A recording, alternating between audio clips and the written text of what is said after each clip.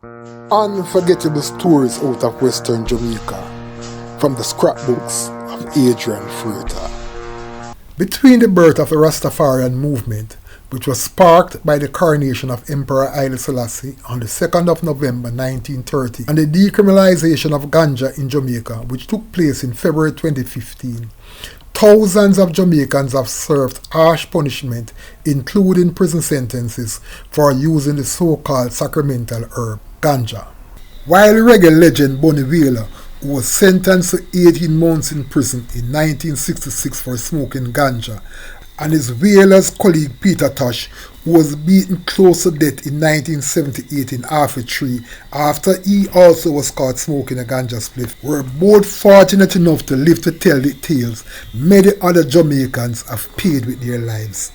One such person was a young man by the name of Mario Deane, who after he was caught with a ganja spliff was taken to the Barnett Street Police Station in Montego Bay, where he was beaten to a pulp and died 3 days later at the Cornwall Regional Hospital. For Mario Deane, who was 31 years old at the time, he was on his way to work on the morning of August 3, 2014, when he was stopped by a police unit in his Rosemount, Montego Bay community.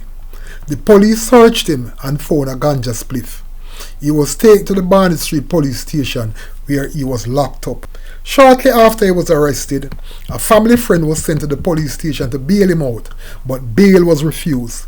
It is unclear what happened after that, but before the day was out, his near lifeless body was transported to the Cornwall Regional Hospital in a coma. He died 3 days later on Jamaica's Independence Day. While the police claimed that Deane was beaten by 3 prisoners of unsound mind, Indocoma judged that the police had a case to answer, as they found evidence to show that the police had tampered with evidence in the cell where the beating took place. Interestingly, the 3 mentally ill prisoners and 3 police officers were charged in connection with Deane's death.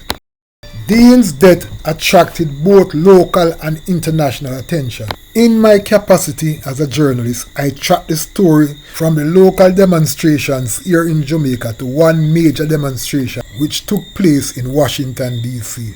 I ended up winning a PAJ award for that most unfortunate story.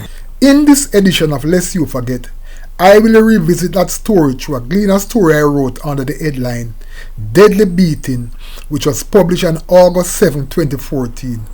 This will be supported by original photographs from the various demonstrations and the funeral service, which was a moving spectacle as Montego Bay wept with Mario Deane's family. The story read as follows.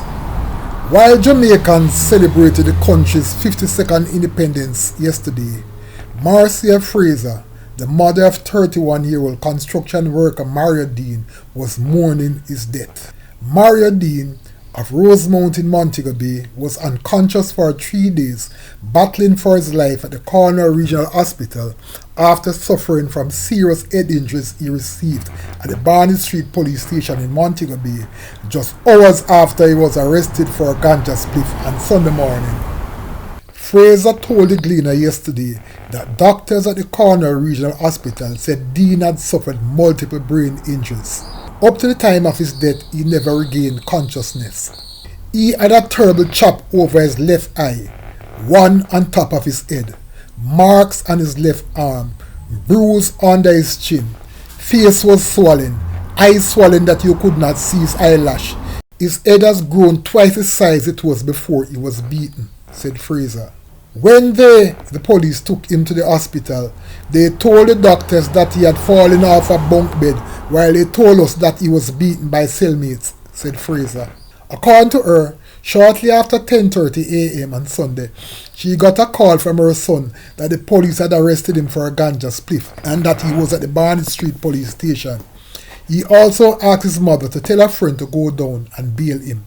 Shortly after midday, Deane's friend, Castile Mackenzie, went to the Barnett Street Police Station with the required documents, inclusive of a bail form signed by a Justice of the Peace. When I went there, he was taken out of the cell and was being processed to be released, said Mackenzie. While we were talking, he said he did not like the police and the woman police who was dealing with the document said she did not like what he said and handed me back the bail papers, saying she was going to keep him locked up for an extra 2 hours so I should come back at 5 p.m. Mackenzie said that instead of waiting until 5 p.m, he went back at 3 p.m. When he got there, he was told that Deane had been taken to the Cornwall Regional Hospital. Knowing he had left his friend in perfectly good health just under 2 hours earlier, Mackenzie said he was perplexed and began asking what had happened to him. They told me that he was beaten up by other prisoners, said Mackenzie. However, when I went to the hospital and I saw him, it was clear that his injuries did not come from punches. I don't buy that story at all. Nicholas Deane, the dead man's father, told the Gleaner on Tuesday that I don't want to stand by and watch my son die for a mere ganja spliff. I doubt that a spliff would attract more than a $100 fine in the court. Yesterday, his mother cried openly for her only son. She said that she would fight for justice for him. He was in the care of the government, she said, as she called on Jamaicans all over the world to help her in this case. I need help, internally and externally. I need help in finding a good lawyer to provide justice for my son. And if the help comes from as far as the diaspora, I would appreciate it. When Sergeant Peter Salke, the liaison officer for the Police Constabulary Communication Unit in St. James, was contacted for a comment, he said the matter was under investigation. We are aware of the incident and there is an ongoing investigation by both the CID and Indicom, Salke told the Gleaner. We can't provide any additional information at this time. In the 9 years since Mario Deane was killed, the matter has been dragging slowly through the courts. The 3 cellmates were deemed unfit to stand trial because of their mental state and were released into the custody of their families, while the case with the 3 police officers continued to see postponements after postponements. Amid the slow march of the case through the courts, one thing has remained constant. Every single Independence Day, Marcia Fraser can be found outside the police station at Barnett Street protesting. She is determined to get justice for her son. In looking back at this most unfortunate incident, it is most definitely one of those unforgettable stories out of Western Jamaica. Unforgettable stories out of Western Jamaica from the scrapbooks of Adrian Freitas.